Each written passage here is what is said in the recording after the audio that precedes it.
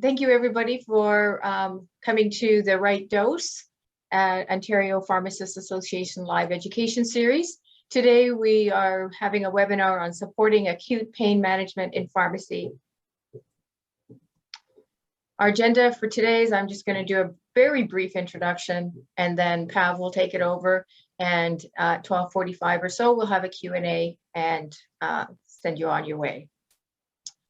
I want to take a big thank you to BioScent, the makers, distributors of Combogesic in Canada.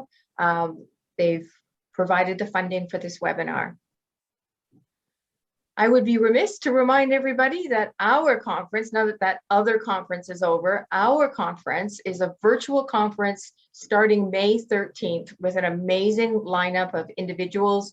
We have Jessica Holmes to talk about her troubles with mental health, and Nav Bhatia will close off the day with his story, and it's going to be fantastic.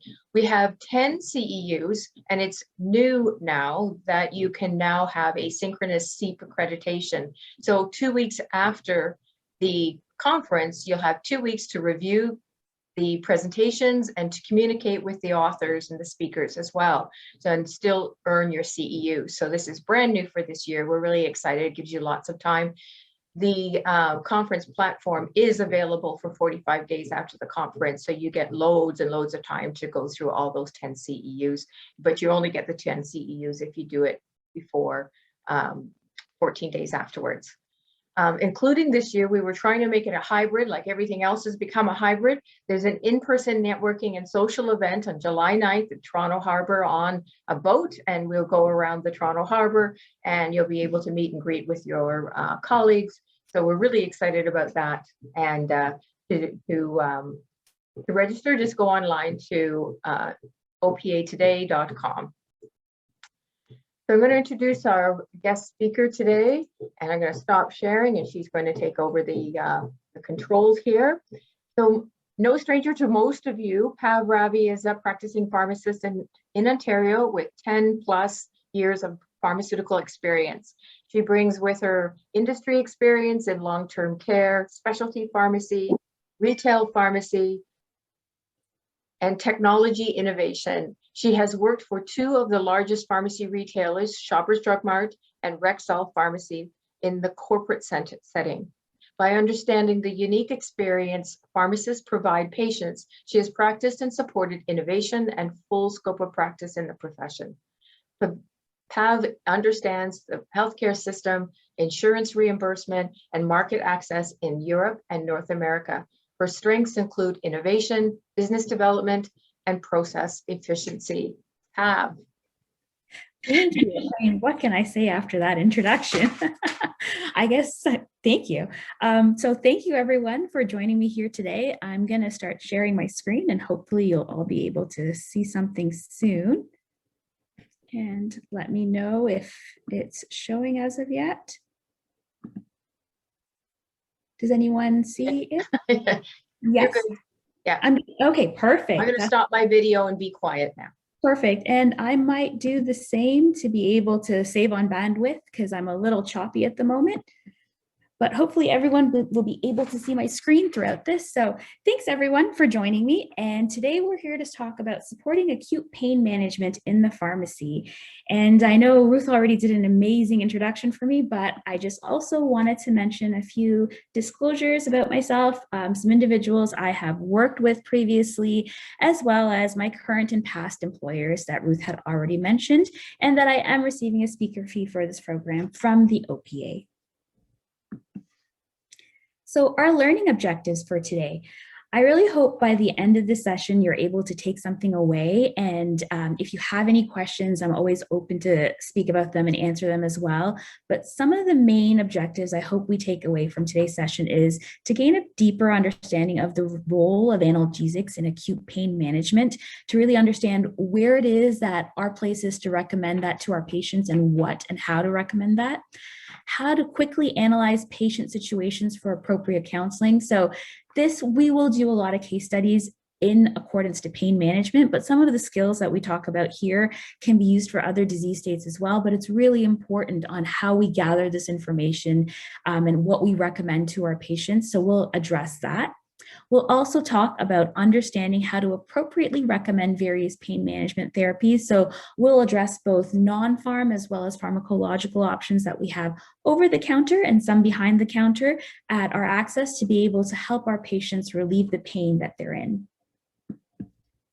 So to start off, I just wanted to give us a little bit of information on what our key role is. I mean, when it comes to pain management, it can be really overwhelming for patients. There's a whole various plethora of products that a patient can choose from, various NSAIDs, various combination products. There's acetaminophen that they might use. Sometimes there's options that are topical versus oral, and it's hard to know what it all means and what they need to take for their pain. So more often than not, pharmacy is really seen as that first point of contact and that point of advice for patients to manage their acute pain. They really seek us for that initial consultation and look to us to guide them as to whether is there something over the counter that can be tried, or is this something that they may need to seek another healthcare professional for. So hopefully today we'll go through a number of different scenarios as well as different tools that we can use, not only as ourselves as pharmacists, but also as tools for our pharmacy staff members, whether they be technicians or assistants that are in the pharmacy that can help these patients make the best decision or best treatment recommendation for their acute pain management. A little bit on how we're seen. The World Health Organization sees pharmacists as having a role in self-medication and self-care. They find that we have clear communication, we have provision of quality when it comes to what medication to be had. We have clear training and supervision of our staff. So we have both support staff, which are assistants and technicians, as well as ourselves, who are able to give that understanding in lay terms to help our patients understand what kind of support we can provide them with. We're the type of healthcare provider that collaborates well. We work very closely with family physicians, with other healthcare providers, and always are within that circle of care. And finally, we're in a role that really helps the promotion of advice as well as management of different disease states for our patients. So as pharmacists, we're ideally situated to help patients when it comes to acute pain, because though we may understand the technicality of pain, a lot of patients don't understand what this means to them and what complications can arise if it's not addressed appropriately. So let's take a look at managing acute pain. What is it? So acute pain is generally defined as pain that lasts for less than 3 months, and usually for most patients, it's thought of shorter than that. Many patients don't actually realize that acute pain is a warning sign or signal from their body that's telling them that something's wrong. And we have some patients that if they have a sniffle or a cold or the slightest pain associated with the migraine, they'll call us, they'll come to us and ask for something. But we've also got the other end of the spectrum where we have patients that may ignore excruciating pain just to believe that they can grin and bear it or work through it themselves. And that's really where we come into effect. I think we play a vital role, especially for those patients, so that they understand that we're a healthcare provider that can help them at that point of time so that pain doesn't become something more severe later on for them. So I thought at this point, I would do a quick pulse check with everyone just to get an understanding as to how people feel currently in their practice. Do they have patients that come in for pain management? Do they see that commonly in their practice? Is it something that you've dealt with before? So I'm going to launch the first question now in the poll and give everyone a few seconds to just answer whether they have people that come in, may not be all your patients, that ask for pain management. Yes, you do. No, you don't, or you're not sure. Maybe you're not fully practicing as of yet. So I've launched that now, and I believe it should probably come up with a little drop box with the number of radio buttons that you could pick the answer for. And I think that I should be able to move forward to the next slide while that's still launched, and just talk a little bit about what we can do ourselves to help patients better understand and better help them on what they need for their pain management. I think the poll's still currently going on. I have about 35 out of 70 people who have voted. So I think we're a little over half, and it's been about 20 seconds. So I'm just going to end the poll now because I think we have a good idea that about 93% of people have had people come in and ask about pain questions. So I think hopefully this will help you guys in answering those questions with patients who come in the future as well.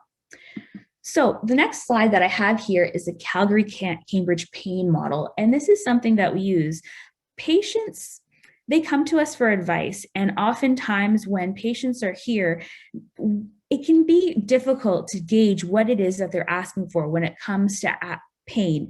And what we can utilize is this tool to better have a systematic approach in understanding what the pain is that they're experiencing, better understand how often or what the full extent of their choices may have been when it comes to this pain, and then take a look at all the different choices for pain relief that they have and ensure that when we have a recommendation, that recommendation's not just done by us to them, but it's a shared decision that's made together. And what this really highlights is the fact that when we gather this information, we're building rapport to start the consultation. We're obviously information gathering as one portion of it. It's shared decision making, which is a really important component when it comes to pain management, because it's such a subjective component that the patient's really the individual who understands what's happening to them. And then, of course, at the end, it's always important to summarize the end of the consultation. So those key points or take-home messages for your patients occur and it resonates with them and they take that away, because we know that most of the time when we counsel, about maybe 20 or 30% of what we say actually stays and the patient remembers and it kind of resonates with them. So it's important we reiterate those important facts. Another component of this that we actually do in practice is that we don't necessarily have our pharmacists go out for every individual who comes in for an issue regarding pain management and sometimes other conditions as well. We know that the first point of contact or touch point isn't always the pharmacist. It might be your assistant, it might be your technician, or it might be your student. So what we do is for these individuals to also play a role, we created a really quick fillable PDF tool for them. So it basically has an outline that has the important and pertinent questions that you want to gather, a couple of checklist items to easily document what the answers are. And that information is either digitally provided to the pharmacist or sometimes, depending on the practice, we print it out and hand it into a basket. So when the pharmacist has enough time and they are able to go out and meet with that patient, they're not asking the same questions again. Because I know a lot of the times when patients walk in, especially if they're in pain, the first person they see, it's almost verbal diarrhea, where they're just there to say, I'm in pain, I'm experiencing X, Y, and Z, I need help right now. And for them to have to repeat it again to a pharmacist can feel like they're unheard. So we found that developing this tool really helped patients engage with staff. It helped document exactly what their issues were. It especially gave pharmacists, so we sometimes have a few new staff pharmacists who are recent graduates who may feel a little uncomfortable making an OTC recommendation right off the bat. Gives them a little bit of time to research, develop what they want to ask the patients and say, and go out there with an approach that's really engaged with the patient. I know that after this webinar, OPA will be emailing you all out some questions if you would like some further resources. So I'm happy to share the tool that I created. It's really simple. It's a PDF that's fillable, but if you feel like it might help you in your practice, feel free to respond to them, and I'm happy to have them send it to you as well. So speaking about how to build that rapport and ask those questions and making sure that we're engaging our patients as we should be, it's another way to take a look at it is the patient or pharmacist patient care process. So this is actually something that the OPA provided to me, which they've created in association with the University of Waterloo and Nardine Nakala. It's actually the same thought process, but used primarily for minor ailments, and that can be used for pain management as well. The Calgary-Cambridge model is used by a number of different HCPs, but this is specifically created by and for pharmacists. And it, again, shows that the patient is at the center of care and the center of decision-making, and how important communication, collaboration, and documentation is.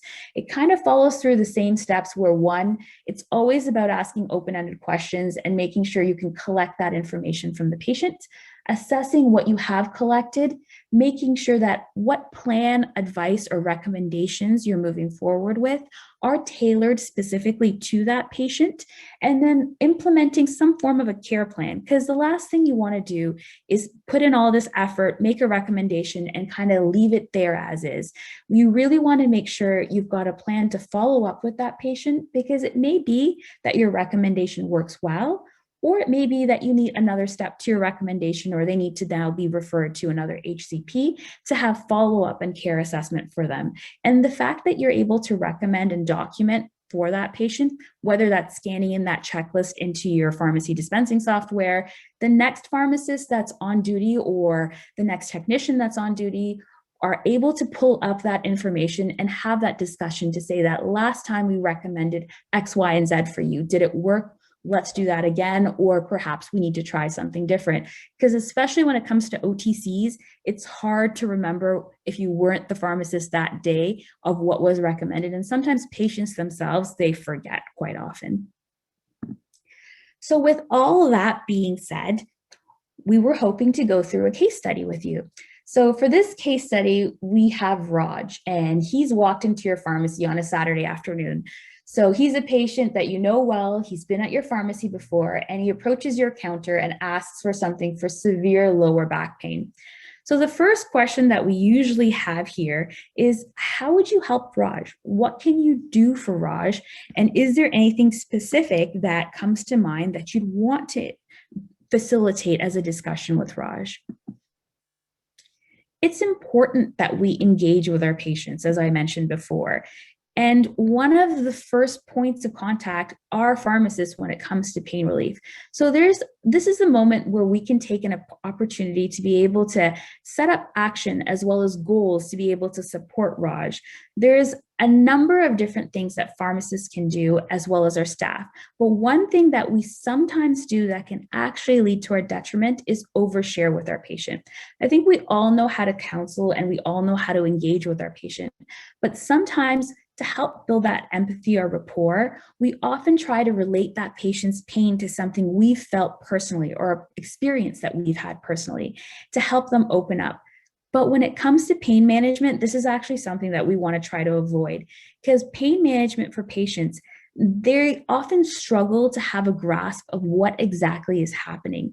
So in this circumstance, it might end up where if you explain to Raj that, oh, I've had lower back pain as well, it wasn't so bad, I would classify it as something that just slightly impeded me on my day-to-day life, they may mirror exactly what you say and assume that that's the same pain that they have. So it's important that when we start our discussion and information gathering, we remain objective and we try not to influence patient comments or patient perspectives with our own view of what we've experienced in our personal life.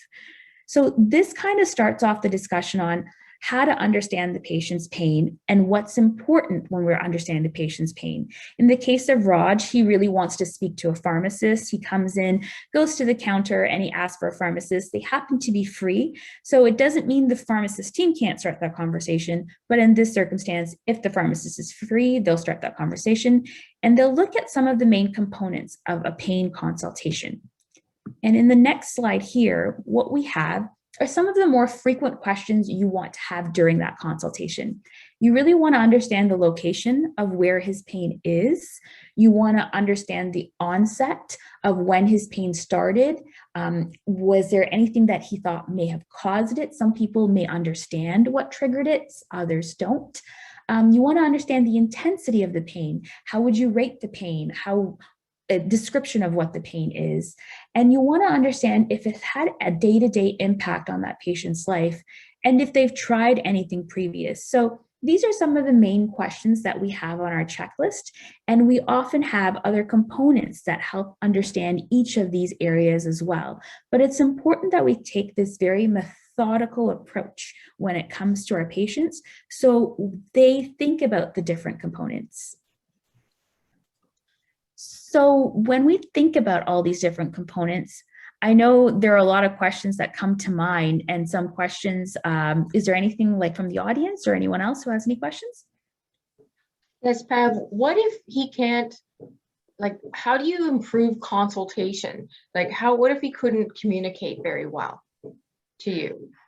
Yes. So a lot of these questions are very subjective. They often are sometimes I can say that something's really painful to me, but what does really actually mean? It might be something that I can still turn my neck and drive a car, whereas really painful to someone else means they absolutely can't move without jolting pain. So you bring a really good point, Ruth, where you have to try to set this up not only systematically, but also with a way to be able to better understand what pain is. And one thing that we use in practice quite a bit is the universal pain assessment tool. So in practice, what we have is this specific tool at the bottom of our checklist, so that when a patient comes in and we ask them about what their pain is, some people rattle off about 10, 15 words trying to describe their pain, but then others just say it's painful. It's kind of a yes or no question for them, and they don't really think too much as to what that means. So with this tool specifically, we have a number of different scales that a patient can see. One that I've seen most frequently resonated with is the color as well as the faces. That helps patients better understand as to this is what I'm feeling. I'm a number 4 or I'm a number 8. And then also recognize maybe my pain is severe. It also helps when we're trying to ask that question of description of pain and how it impacts their day-to-day life, where they're able to say that I'm able to sleep. Some patients aren't able to sleep with pain. Some patients can't drive when they're in pain, so it impacts their basic day-to-day needs. And it really helps us understand that, okay, this pain is either somewhat tolerable, not tolerable. Is it so excruciatingly painful? Do I need to send them to see an HCP because they need something behind the counter? Or is it something that I can give them from over the counter to help relieve some of the pain as we monitor them? That's a really good question. And I think what we've done is this tool is not just helpful for the initial assessment, but we've also laminated this tool and made sure it's available for patients during our follow-up consultations. So it might be that they came in on an odd Saturday like Raj to ask about some back pain that they have. And then they started taking a recommendation that we gave them, whether it's non-pharm or pharm. But we make sure we document that. And when we run our medication review or meds check with them, we'll ask about that pain management, and we'll have this tool laminated on our desk as well to be able to then document that when they started therapy, it reduced from an 8 to a 5, or reduced from a 7 to a 3. So we can actually determine how much of an effect that recommendation had for them. So let's take a closer look at Raj and see what specifically Raj has in this case study. So we asked him the same questions that we had on the initial slide to get a better understanding of what kind of pain he's facing. So we know he started having the pain yesterday, right after going to the gym. So I think Raj was able to identify what the trigger was. Most likely he's probably trying to lift something heavier than he's used to. The pain is definitely located in his lower back. Perhaps his technique or his form was inappropriate. He was able to use the pain scale to identify that he's about an orange. That's the pain that he feels with the face that he sees. And then he knows that it's a sharp pain that hurts when he turns as well. So it's now more dull since he's not having any pressure or he's not making certain movements, but there are sharp pains that really bother him, and it makes it hard for him to even move around and drive. So we know Raj definitely has a situation where it's impacting his day-to-day life, and he's looking for some sort of relief. And what this would have been documented as if we had had the fillable PDF and we had asked him those questions, we would have circled the number 8. And what we also use as well is an image of the body to be able to help identify the location that pain is occurring in. So we find some patients are very open. They will come into practice and they will roll up their sleeves or roll up their pants and show you exactly where something hurts, whether you want to see it or not. But we find that having this image and letting them locate it on it helps our staff feel more comfortable engaging with that conversation, but also helps some patients feel more comfortable because there is a little bit of hesitancy when they want to point to their own body in that. So how that pillable PDF would have been filled out is just with the information that Raj had provided. We would have documented the key information. If it is the pharmacist doing that consultation, you could walk right with the patient and have that shared discussion with them and make that decision with them. But if it happened to be another staff member, maybe front store staff, maybe it's a pharmacy assistant or a pharmacy student, they're able to document the important components and able to convey this back to the pharmacist, as I mentioned. And that way the patient doesn't feel like they have to keep repeating themselves, but it also helps save on time and make sure that you're efficient in your practice. Because as we've all seen, especially with COVID-19, time is something that's extremely valuable in pharmacy. Have any other points on getting information? Like Rav, he can identify quite a few things there, but what about if he's just not communicating, he's not understanding, whether maybe he doesn't speak English, and then what do we do? That's a really good question. I've actually had something very similar happen in practice where sometimes patients can be very verbal, expressive, and they can convey what they mean, but other times patients just don't know how to express themselves, especially if English is not a first language or they're just newly learning English. Words may mean different things in different languages, so it can lead to a lot of confusion. So what we usually do is if you try to have that conversation and engage with the patient, sometimes they can communicate it. But if you find that they're not able to answer some of the basic questions like, where is the location of pain? What is the duration or onset of pain? And the intensity or description of pain, those 3 questions, they can't really answer those clearly for you.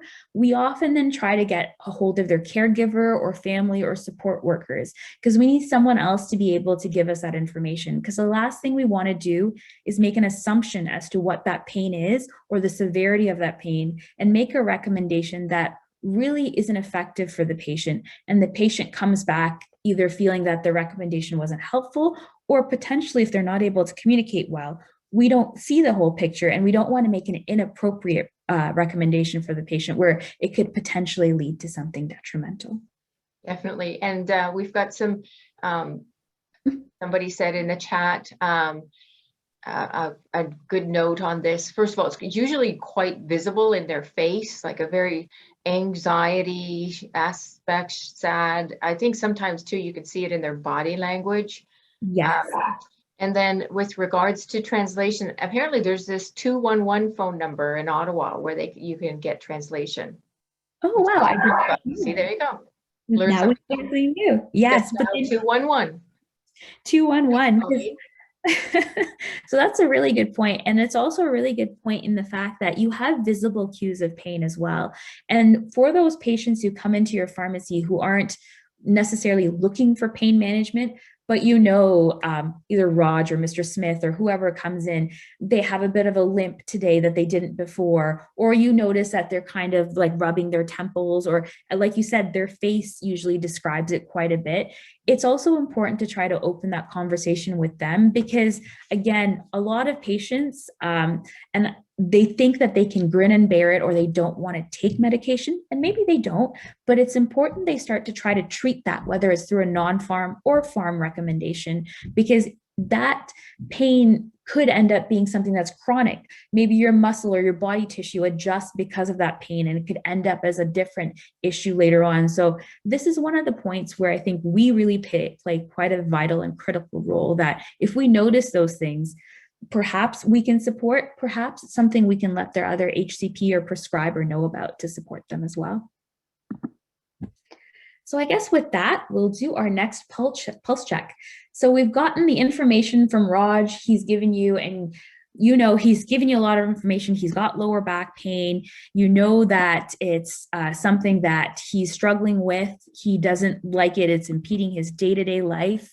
You know that he's looking for something. He definitely doesn't want to leave your pharmacy today without anything. What would your next step be for Raj? Would you recommend an over-the-counter treatment for him? Would you recommend a non-pharmacological treatment for him? So something else that's a non-pharm, whether that's ice or heat or whatever else you may have at your store that can support him? Or do you feel like before you recommend anything to him, you would want to ask about red flags? Because that's something we haven't necessarily encountered as of yet when it comes to what we would want to talk to Raj about and take a look at in terms of what the best recommendation might be for him. I'm going to launch the poll for you. Is it not launched yet? Okay. Oh, yeah. Sorry. Oh, you already did. Okay. Okay. Okay. This is smart. You got a lot of smart people here. So I also think my internet's a little choppy, so I apologize if you've already answered. I might not just be seeing it. So I'll give everyone a few more seconds. I know it's been about 20 seconds or so since the poll's been launched, and we're just a little over halfway of individuals who have voted. Oh. But a lot to think about when it comes to pain. I think we often think that we take it for granted, especially when it's acute or minor pain, that, oh, just take something, but you never know. And it definitely is something that can progress into something more or a chronic condition that a patient will then have to deal with. So I think with that, I think we're a little over 50, so I'll close the poll.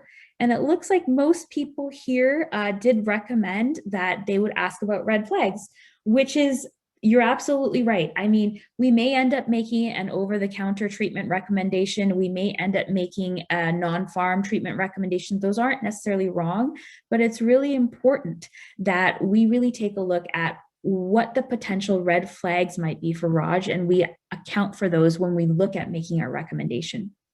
So in the tool that we usually use in practice, which I'm happy to share if it'll help anyone in their practice as well, is on the back of the sheet, we have red flags listed out.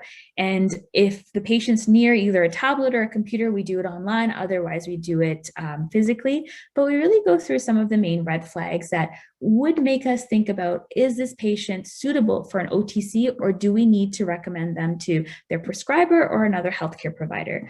One is definitely bleeding. You want to understand, especially if they come in with, you don't often think about this, but they may have serious cramps or stomach pain. But if there's also telling you that there's blood in stool or blood in their urine, that's a red flag for them to consider. The pain from their central spinal region as well is very important for us to consider, because it might be something that's neuropathic or a severe pain that needs to be seen by a healthcare provider. If they're having difficulty breathing or maintaining circulation, it might be that they're saying that, oh, I have some pain in my hands or my fingers, but they're also noticing that their nails are going blue and they're not breathing like they used to. That's a red flag. Dizziness, fever, those are often seen that it could be pain associated with a potential infection. So those are red flags as well. If it's a gradual onset of pain, so this is kind of in that gray area, but if they notice that they've had pain for a long period of time and it's just slowly gotten worse and worse, that's a red flag. Even if they have taken something over the counter, it may be being caused by something that's a root cause that needs to be treated. So it's something you'd want to refer them for. If they get worse when they're lying down, or their headache gets worse when they're standing up in specific postural positions, it could be something else that's the root cause. So you want to make sure you ask that question as well. If they have pain that's associated with recent physical trauma, or they also said that they had recently fainted or had some other issue, that's a red flag as well, that you may want to send them to see their healthcare provider.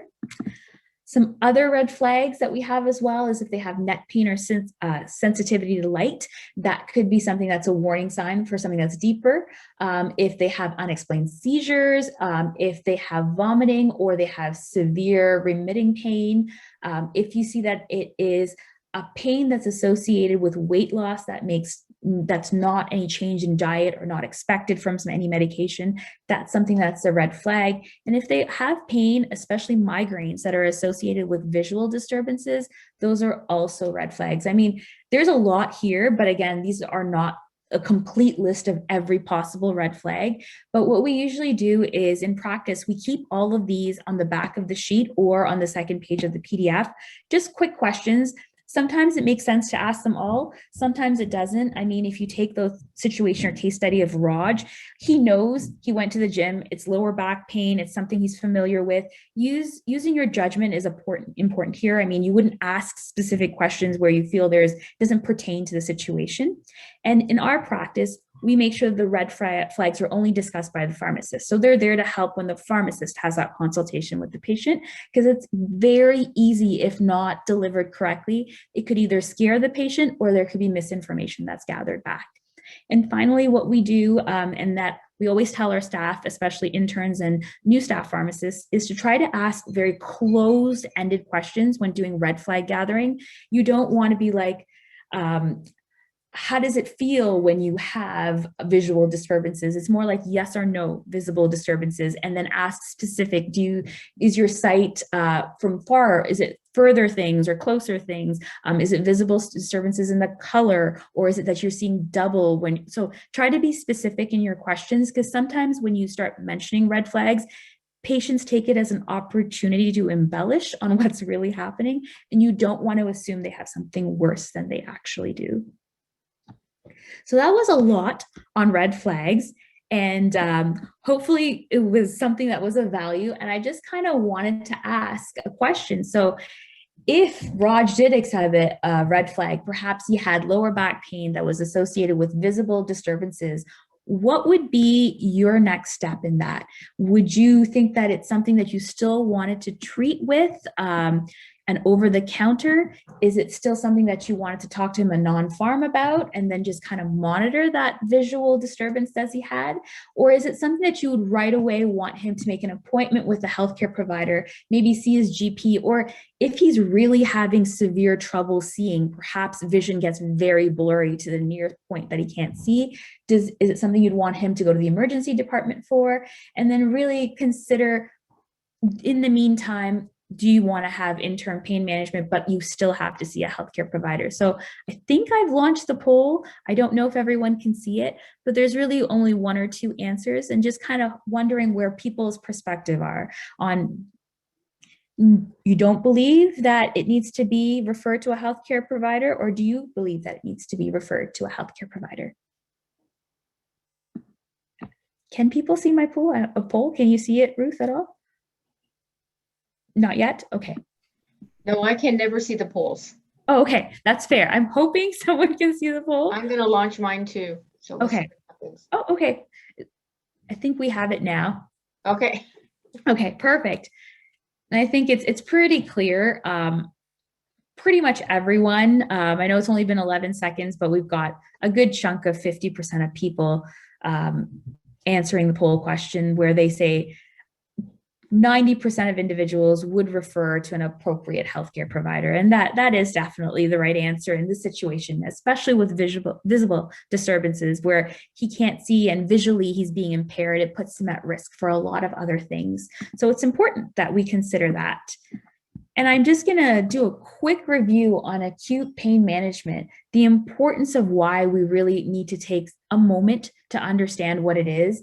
It's really important it's addressed because a lot of patients don't recognize the importance of acute pain management. Studies have showed that current attitudes and education is not available to patients, and it's a huge barrier that patients actually feel like acute pain, I don't need to worry about it, I'll just work through it. Or I remember, especially when I used to play basketball, my coach would used to say, just walk it off. And it's not always good to walk it off, especially as you get older. So it can lead to inappropriate or negative impacts to the patient's health and potentially developing chronic pain. So again, we play a very vital role in ensuring proper management and noticing those red flags on when they should be moving to another healthcare provider or getting appropriate treatment when needed.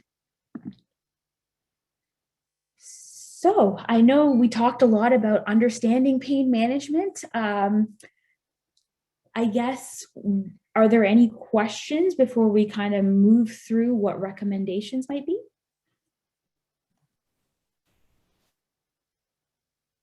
I think we have someone who raised their hand. I don't know how to answer this. Okay, let's see. I'm trying to find the person. It's not easy in here. I can allow them to talk. I can't find them now. It's not showing me. Oh, there they are. There's Colleen. Okay. So Colleen, you can talk. Oh, you have to unmute yourself and you'll be able to talk. If you want to ask a question. Oh, no, she doesn't want to ask a question. Okay. Oh, okay. No problem. Well, maybe we'll go through this. And hopefully at the end, if anyone has any questions, feel free to in the chat box, or at the end, feel free to ask the questions. But the next section, I really wanted to go through different recommendations for pain management that we have as pharmacists, both non-pharm as well as pharm, and understanding their place in therapy as well. So it's important that we don't typically have a default answer for any patient who comes in asking for acute pain management. We really need to make that assessment of who they are and what would work best for them. So let's start off by looking at non-pharms and what might be suitable for patients. So the first one we have here is heat and ice. So heat definitely helps decrease pain and muscle spasms. And usually the typical application of heat is wherever the pain is associated to, you apply to that area for about 20 to 30 minutes every 2 hours or so for as long as the patient really needs. I mean, if they've seen another healthcare provider, they may offer a different schedule, but that's kind of the typical schedule most patients have when it comes to supporting decreasing pain and muscle spasms in different parts of their body. This might actually be a great recommendation for Raj, especially since he's pulled his back working out. It can help with the fact that, especially as he moves or turns that muscle, there's clearly some sort of a spasm that can support the pain associated there. Ice actually helps decrease swelling and pain, as we all might know. It also helps prevent tissue damage. So when using ice, it's important that we let the patient know that either an ice pack or to put crushed ice into either a plastic bag or some sort of container, and then to cover that with a towel or some sort of cloth and apply that to usually what's typically 15 to 20 minutes every hour for as needed until swelling subsides. And it's really, really important because a lot of patients think the colder the better. It's that we don't tell them to put it right and directly onto their skin and have direct contact. There should be some form of cloth or some form of towel so that that ice and that kind of cooling effect goes onto their skin gradually and doesn't cause any tissue damage as well. We've got some of these other components that are also non-pharms, not necessarily something that we can do directly in the pharmacy, but also options that we can mention to the patient if it's something that they've had for longer than a week or a month. They may want to go and seek physical and occupational therapy, which may involve sometimes, depending if it's joint pain, they may want to do aqua therapy. They may want to do strengthening exercises. You've got massage therapy, especially for Raj. This might be a good option for him to relax the spasm of muscle or in his back and decrease that pain. And then you've also got physical therapy, which teaches you specific exercises and movements. Also very good for someone who has forms of arthritis to help decrease it, strengthen them and decrease that pain.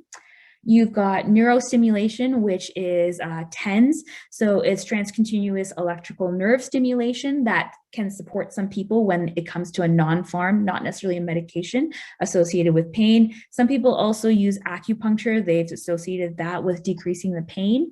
You have comfort therapy. It's a little bit more novel. Not a lot of people think about comfort therapy, but it's lotions, scents, massages, it's anything, it's meditation, it's art, music, drama, anything that distracts them from pain and they feel more comfortable. Sometimes pain can be very starking, especially if it's neuropathic pain. And then if it's an environment that the patient feels more comfortable in, it helps alleviate that pain from a psychological perspective. And continuing on that, there's more of the alternative therapies. And again, that goes back to the relaxation techniques. That's inclusive of aromatherapy that could relieve stress, certain oils. It could be breathing exercises, meditation, yoga, guided imagery. Some people have found works for pain as well, both for chronic, a little less for acute, but if you're acute going on a month or two, this has helped some patients as well. And you've got biofeedback therapy, and some people have even gone to hypnosis to help deal with pain, especially chronic pain, but also even for acute bouts of pain that have flared up for them as well. And of course, many of these aren't offered in the pharmacy and may require them to speak to other HCPs or other vendors. So it's something that we can definitely speak to our patients about and let them know that exists. But most likely, people are coming to our pharmacy for one of these, which are our pharmacological recommendations that are over the counter. So the main ones that we see that are over the counter are NSAIDs, acetaminophen, and a combination product. We've got the questions of whether it should be oral or topical. And then we've got behind the counter some of those codeine containing products and when to use those. And for those who may have the scope of practice, there are prescription medications that may be suitable for some of these patients as well. So really taking a look at your pharmacy and what your standard offering, what do you really have in terms of analgesics that are over the counter? And most of the time, these target inflammation, target injury, and they're used in combination with other medication to help relieve that pain and sometimes cause that muscle relaxation that we're looking for. So this is what an aisle usually looks like to a patient. So they probably aren't sure what they want when they walk into your pharmacy. So when it comes to over-the-counter options, you're kind of their, I would say, their guiding light on what they really want to do. And one of the ones that most commonly we see patients come in asking for is the term NSAIDs or a type of NSAIDs.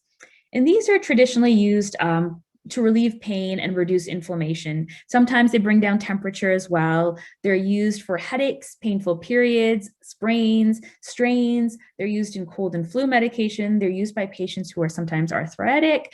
Then they are often used for both short-term and long-term pain as well. So the most common three that you see patients come in and ask for are aspirin, ibuprofen, and naproxen. So if we were looking at Raj and we were to consider, okay, he's got lower back pain, what would we think about when we want to recommend something for him? Well, when we're asking for that history and talking to him about what his other comorbidities are, we want to make sure that Raj doesn't have any GI bleeds.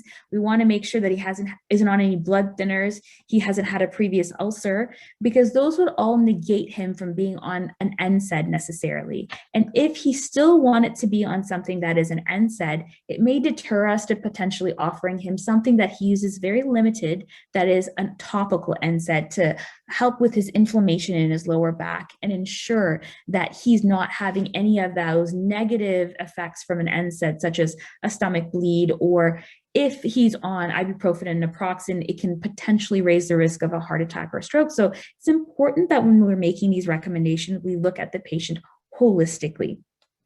And it's also important that when they're using an over-the-counter NSAID, that we make sure that they don't take it forever. Usually 10 days for pain is a typical duration. If their pain's lasting longer than that, we want to make sure that they come back for follow-up, or that we recommend that they use something else, or that they get re-examined or assessed to see what the root cause is.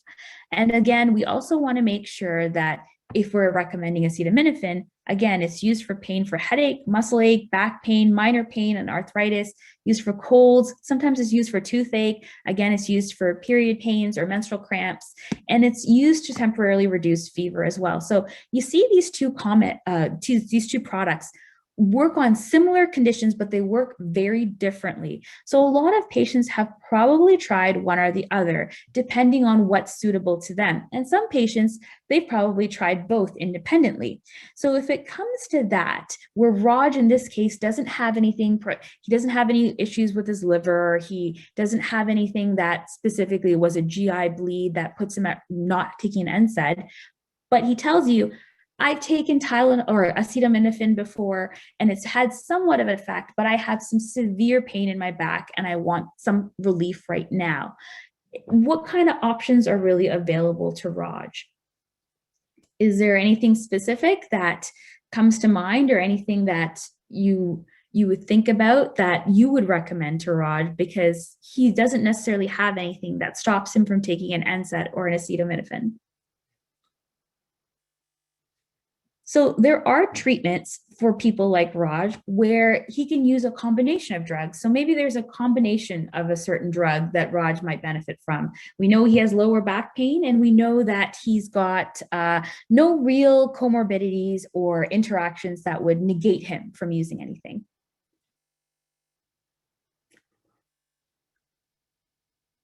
So really, the product that currently exists, that's fairly new to the market, that patients may ask you about, is really that combination of an NSAID and acetaminophen. So this might be something that's suitable for Raj because he's had acetaminophen before. He just didn't have the relief that he wanted. So maybe it might be an option for, in this case, Combogesic. So Combogesic is a product that has a fairly comparable safety profile for acetaminophen or ibuprofen, which is its combination. And we've already looked at Raj, and he basically qualifies for both. And with Raj, he wants to make sure he has a quick onset of pain relief. He wants to make sure he has decent duration of pain relief as well. And studies have really shown that because this is a combination drug that uses these two products synergistically, it leads to better efficacy as well as significantly more effective in an individual who is looking for faster pain relief. And because of that, it might be something that we'd want to consider offering Raj in his specific circumstance. Again, we want to make sure that when we make that recommendation, we've gone through all those red flags and we've made sure that he's not a candidate for any other type of treatment, and this is a suitable treatment for him. But especially when a patient's tried something that's on the counter, giving them something new usually helps them feel at ease, as well as the fact that if he's looking for something that works a little differently than what he's tried before, this is an option that still provides that pain relief from the acetaminophen he's tried before, but it is a synergistic pain relief with an NSAID, specifically ibuprofen, in this specific circumstance. So if he specifically wants an oral combination product, and he wants that to be recommended, it has a pretty safe profile option of a combination, and it's suitable for the patient in this specific circumstance. Are there any other questions kind of looking at the OTCs that we've primarily talked about so far? I know we're kind of running out of time, so I want to make sure I capture everything. Let's leave the questions to the end. Perfect. So moving over, I'm going to just touch on two other medication options that are also there besides OTC, is codeine-containing products behind the counter. Obviously, we want to make sure that before we recommend something that's behind the counter with codeine, we've exhausted our OTC options, and that's where something like a combination product like Combogesic should be tried before you move into something that has codeine, because as we know, codeine has a lot of side effects that come along with it. It can cause constipation, it can cause drowsiness, and in some patients, it can potentially cause dependence as well. So we want to keep that as a last resort. And finally, if you're in a province or you happen to have the scope to be able to prescribe a lot of the medication behind the counter, you want to make sure that it's most often used in chronic treatment, but for that medication that's acute treatment, perhaps it's another narcotic or product that specifically is an antidepressant or an anticonvulsant. It can come along with a lot of side effects as well. So when you're recommending those products, you want to make sure you've exhausted all your options for things that have a very safe profile and are known to cause minimal to no side effects for a patient. So we talked about behind the counter drugs and prescription drugs. If we kind of go back to Raj and we take a look at what other questions we'd want to ask him, we'd want to make sure what medications he's tried in the past. He said he's tried acetaminophen. We want to make sure if he's tried anything recently, hasn't as of yet. And when did he take that medication? If he did, he hasn't taken anything yet. And what medication he's comfortable with and knows. And that's where that question on, are you comfortable swallowing tablets? Do you need a syrup? Do you need a topical? That's where those questions really play a part in what you would want to recommend. And if Raj, he's fairly standard, he doesn't have any difficulty taking anything oral, he wants something oral because in his mind, he feels like that'll be quicker pain relief. He wants something different from acetaminophen that he's tried before. So understanding and giving full thought to what Raj needs, what would you recommend? Do you believe that based on the information Raj provided, you can recommend something? Do you feel that rather than starting or saying that Raj should take something, you want to have more dialogue with him to consider other options that are available to him? Or are you not sure what you'd want to do now with Raj? I mean, there's really no wrong answer, but it's more of taking a look at how comfortable are you with OTCs that are available, where their placement in therapy is, and looking at how would you approach Raj? Do you know that what you want to recommend right away? Do you have an idea, which is B, on what you want to recommend, but you want to talk to him and involve him in that decision process? Or are you just not sure what you would do in this specific case? I don't know if it's launched. I'm sorry. It's just kind of stuck on Pulse Check 4 on my screen. Oh, there we go.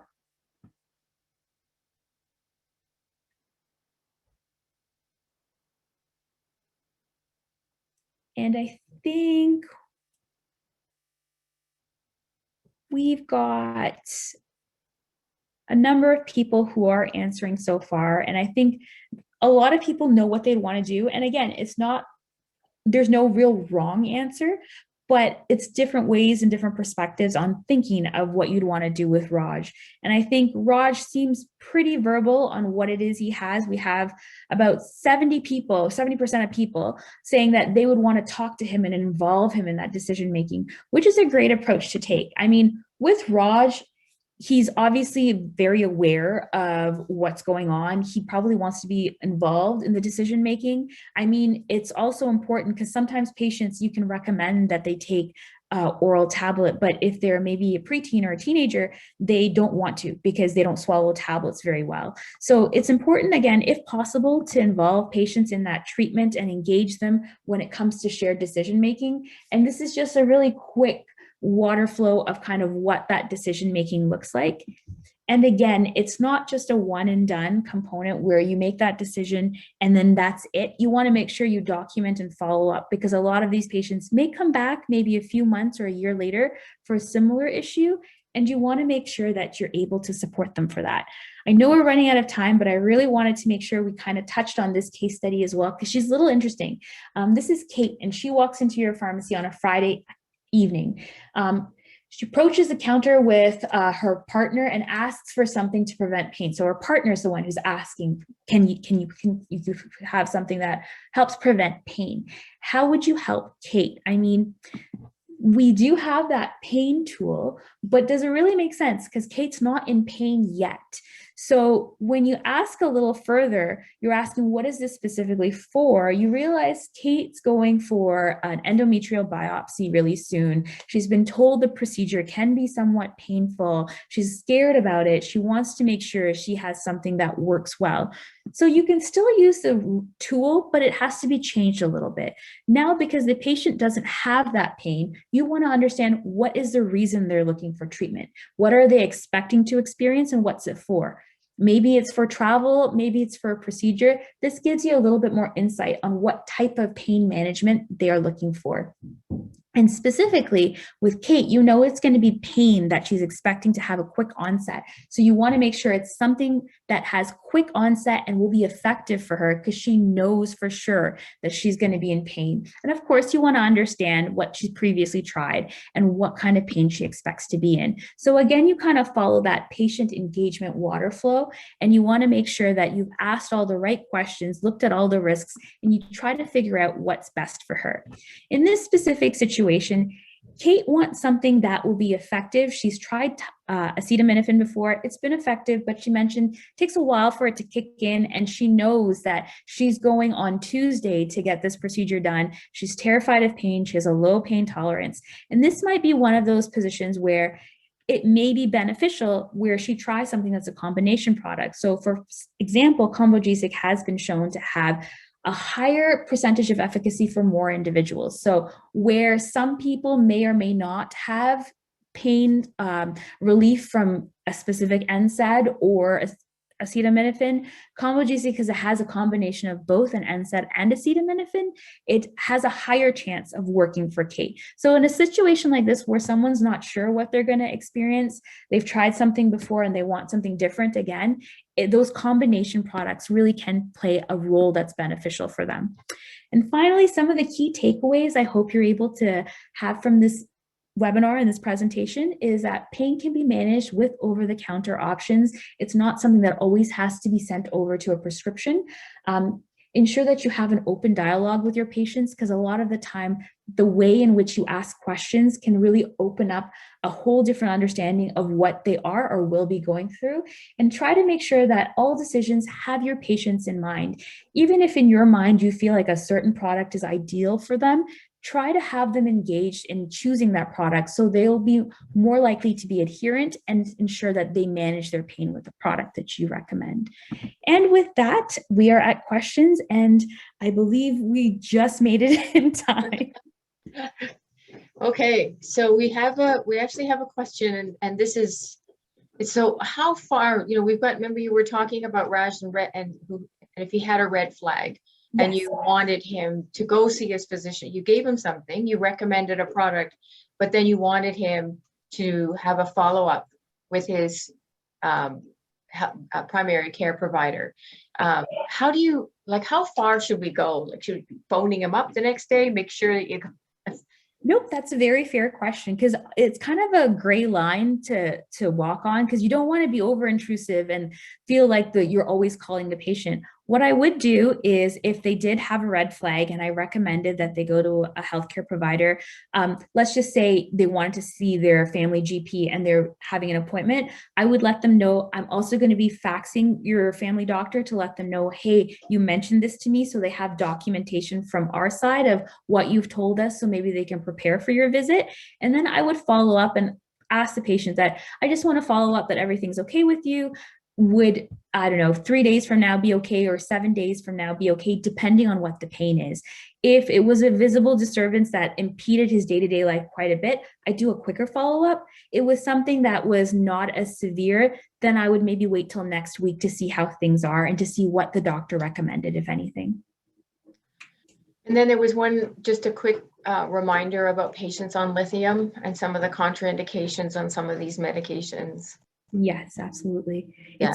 It's one of the things where, as you can also do as your assistant or staff member is doing the information gathering, if they happen to be a patient at your pharmacy, you can also pull up their profile and start reviewing that way.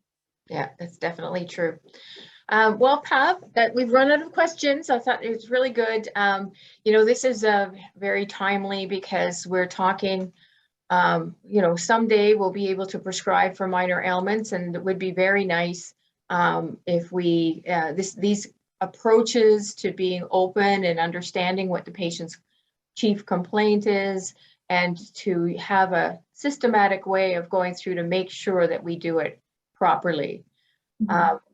We have got another question. What about pain medication for elderly patients? Absolutely. When it comes to elderly patients, sometimes they can be on a lot of polytherapy. So I personally take an approach that if they are on a lot of medications, I start with a non-form first to see if that's effective for them, because the last thing you want is to have them try to remember something else.